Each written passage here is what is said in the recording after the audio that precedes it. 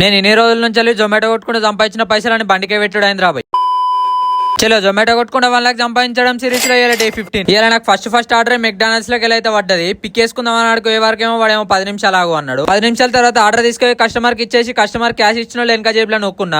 పిచ్చోడా customer cash ఇచ్చిండని చెప్తాండి అని మీరు అనుకుంటారు కావచ్చు. కాకపోతే అది క్యాష్ ఆన్ డెలివరీ ఉంది మామ. ఇలా పొద్దుగా శివన్ ముఖం చూసిన ఏమో కానీ బండి అయితే ఘోరమైన పని పెట్టింది రాబోయ్. సరే ఏదైతే ఏముంది బండి అయితే ఖరాబ్ అయింది అని చెప్పి మెకానిక్ షాప్ కాడ ఇచ్చే వరకు నీ అక్కనేమో బిల్లు 2000 అయింది. పోనీతి ఎంత మన మంచిగా జరిగిందని చెప్పి మెకానిక్ అంకుల్ కు బాగా చెప్పి వచ్చేసిన. నెక్స్ట్ ఆర్డర్ ఏమో అజబ్ రెస్టారెంట్ లోకి వెళ్ళి పడ్డది. ఆర్డర్ తీసుకుందాం రెస్టారెంట్ లోపల పోయే వరకు మంచిగా సల్లా ఉన్నది. అబ్బా సల్లా ఉన్నది కారా అని చెప్పి కొంచెం చెప్పి అన్నయ్య కూర్చొని కొద్దిగా కస్టమర్ కి ఆర్డర్ తీసుకొని ఇచ్చేసిన. నాకు ఒక డౌట్ ఏంటంటే మామ ఈ టెంట్లు వేసుకొని పోలీసు వాళ్ళు అక్కడక్కడ చెక్ పాయింట్లను పెట్టిల్లు. అది ఎందుకు పెట్టిల్లు ఈ మధ్యలో నాకు అర్థమైతలేదు. ఎందుకో దేని గురించి అనేది మీకు ఏమైనా తెలిసి ఉంటే కమెంట్ సెక్షన్ అయితే పెట్టండి. సరే ఇదంతా పోనీ కానీ నెక్స్ట్ ఆర్డర్ అయితే KFC లోకి అయితే పడ్డది.